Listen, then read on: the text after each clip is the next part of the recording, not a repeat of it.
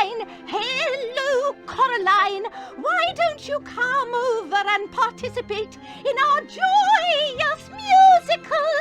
Follow the sequence and you'll be a star! 'Tis a shame your charms only work when that big gob of yours is open. Just the sight of a flipper or fork from those top-heavy fish women, they'll turn tail and run for the shore when they hear the song from before. You'll be nothing but a bad omen. The captains can't help but to listen, and watch as my scales shine and glisten when my song rings out through the air. And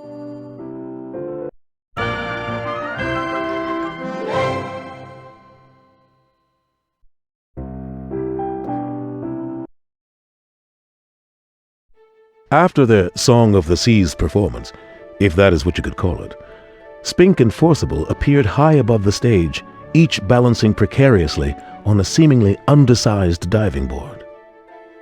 In a matter of moments, Spink and Forcible transformed their routine into something that was much easier on the eyes. Coraline discovered that she was actually the star of the show. Luckily, there weren't many moves to learn. Coraline soon found herself receiving a round of applause.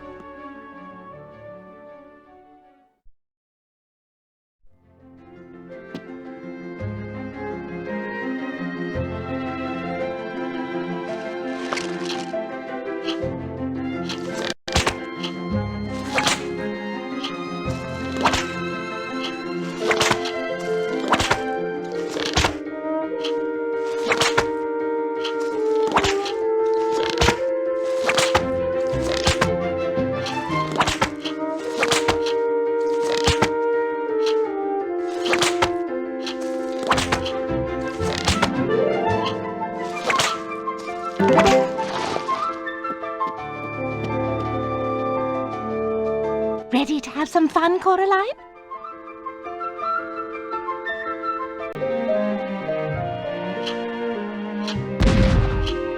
great job!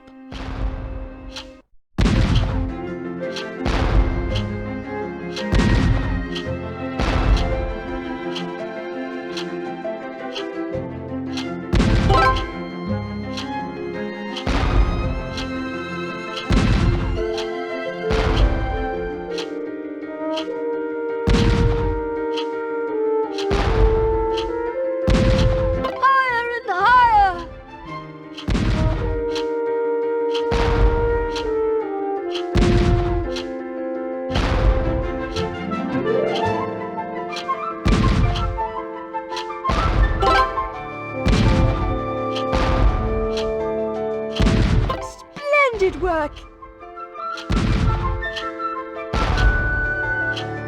Oh, Coraline, this is wonderful!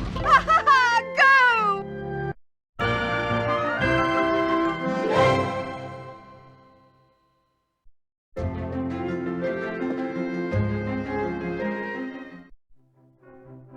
It was great fun, Miss Spink, Miss Forcible.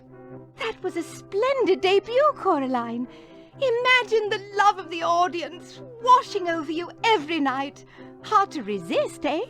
Coraline, dear, would you give us a hand in setting up background props for the next performance?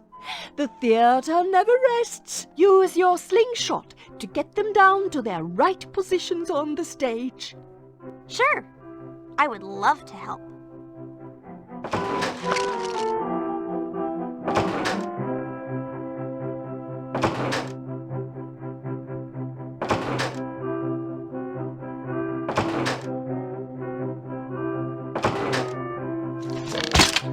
Good girl.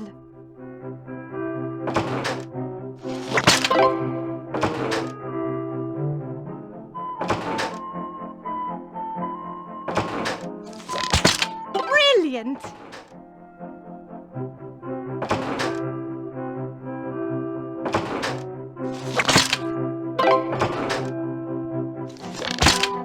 One more.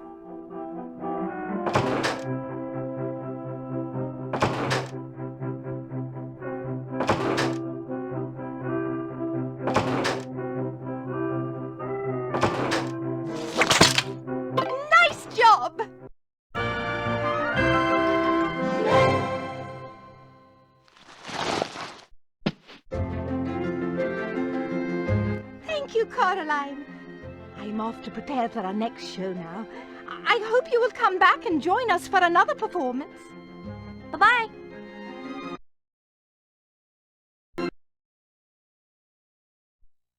The other Wybie led Coraline to her other parents. They looked dashing in the moonlight. Coraline's other parents rewarded her with a special present. A shiny new pair of black button eyes. Coraline couldn't believe it. She hoped that it was just some cruel joke.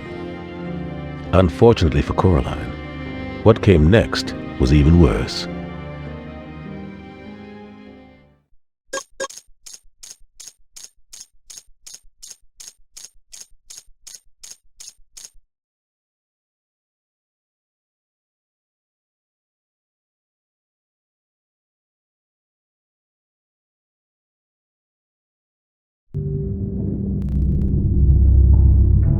Wybie?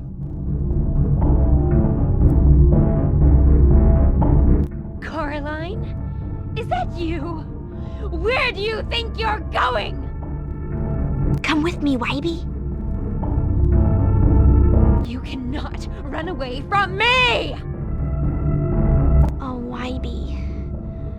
I have to get out of here fast.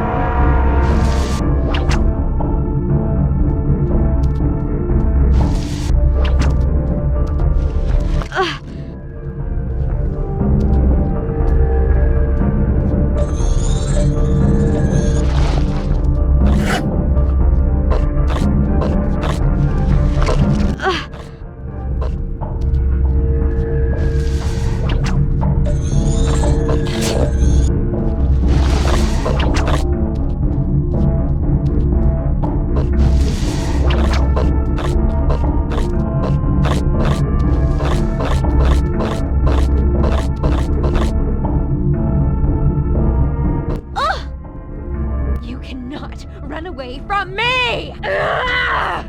Ah!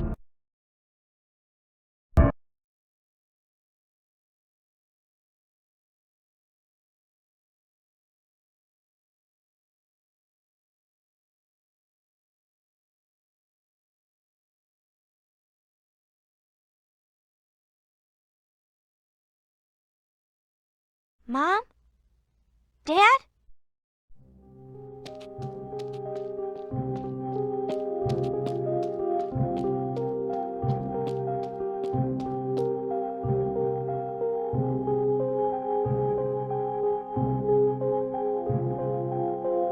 Mom? Dad?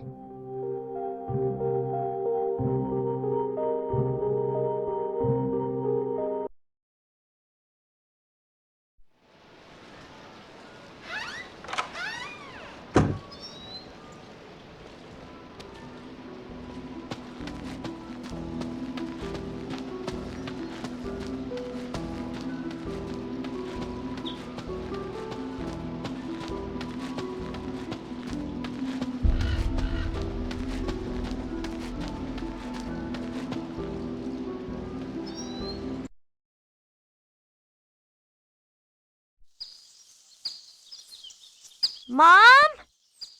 Dad? What? Ah! Ah! keep still. Don't shake, Jonesy. Hey, balance your body. Quit moving around so much.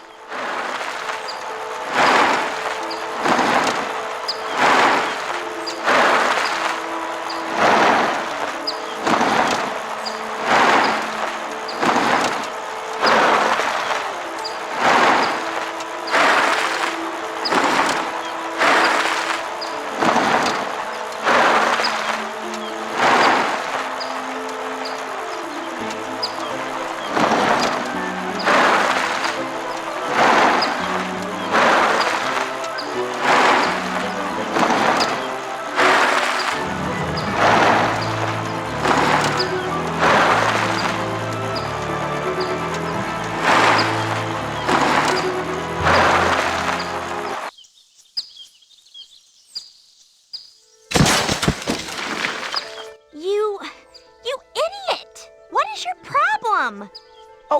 Sorry, Jonesy. I didn't mean to run you over like that. So, what were you looking for? I'm looking for my mom and dad. I just ran away from my other mother, and I'm worried she might have taken my real mom and dad. Other mother? Okay. Well, I really have to go. You should get some help, Jonesy. If you know what I mean.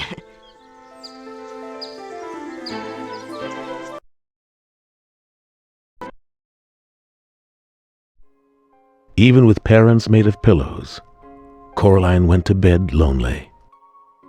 The combination of loneliness and the fact that pillows are a poor substitute for parents made Coraline realize how much she missed her mother and father. Then, a friend showed up and led Coraline to the two people she needed most in the world, her parents. Coraline's parents would never be able to return on their own. She decided there was only one thing to do.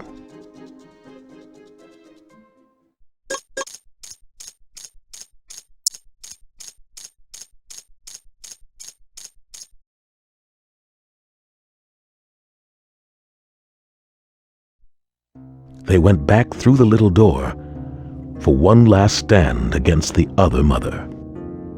Coraline proposed a game. If she could find her parents and the ghost children's eyes, then she would win and they would all be set free. If Coraline couldn't find them, then she would be the other mother's daughter forever. The other mother agreed to the game with a malicious smile.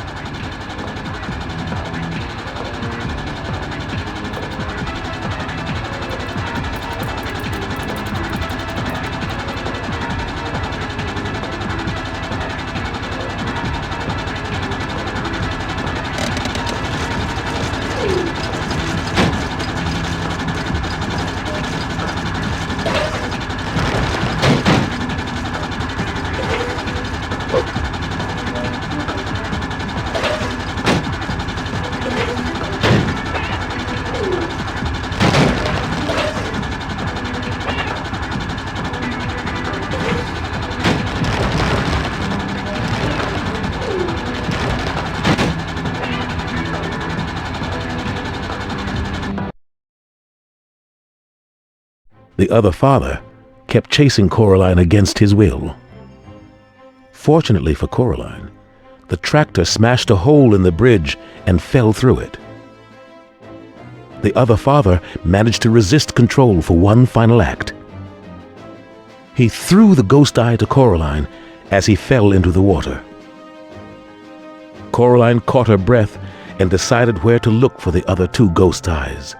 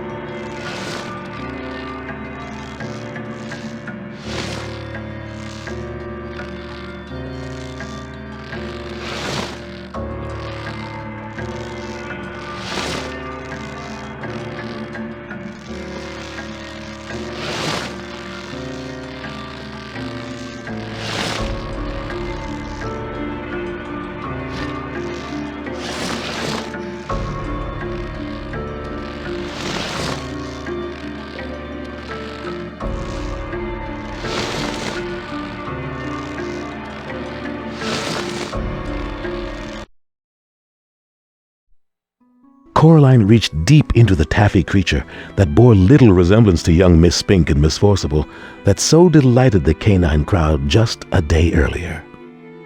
She opened the hands and found the second ghost eye. Unfortunately, she was going to have to fight for it. Coraline didn't have a problem with that at all. All she needed was a little help and a bit of timing. The second ghost eye in hand, Coraline had one more move to make.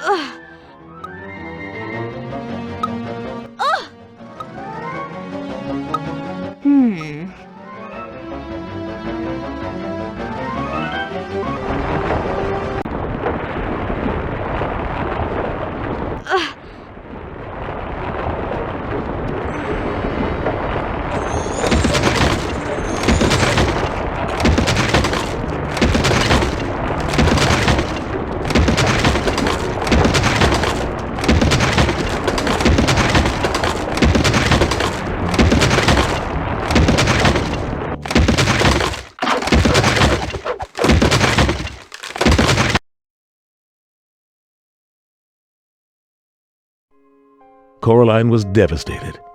She had let the rat get away with the third ghost eye. Once again, a friend with a very strong distaste for rats came to the rescue. The third ghost eye was soon in hand.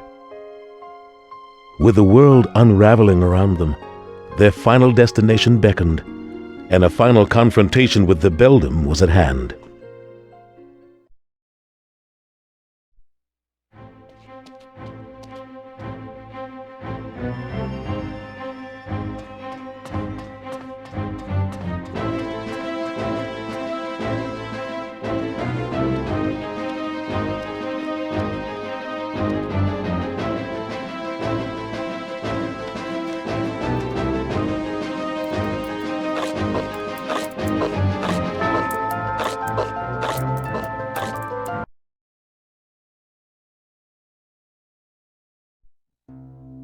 Coraline entered the living room and searched for a sign of her parents. Instead, she found the other mother waiting expectantly. With a sickening grin, the beldam reminded Coraline there was still one condition of the game to be met. Coraline realized where her parents were, and in a moment of questionable judgment, Coraline made a bold and quite unexpected attack.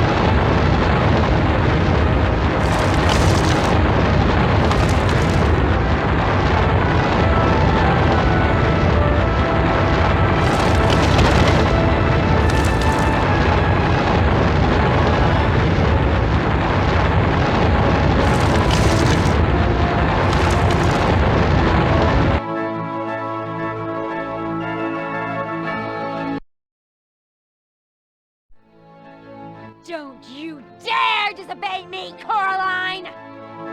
Ah! Ew! Ah!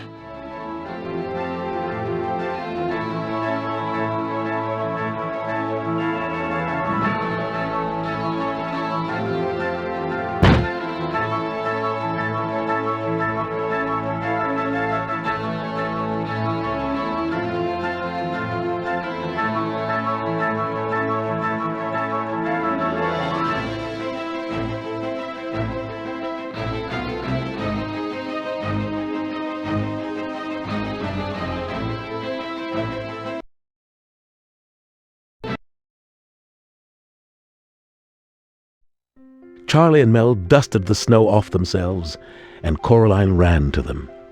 They soon had a terrific dinner to celebrate their reunion. Later that night, with her world back in order, Coraline's real mother and father tucked her into bed. Coraline apologized to her late-night visitor for her rashness and lack of consideration for others, though it did turn out to be the right thing to do. Then they decided that it was time to release the ghost children. Coraline put the eyes of the ghost children under her pillow, and the two of them fell fast asleep.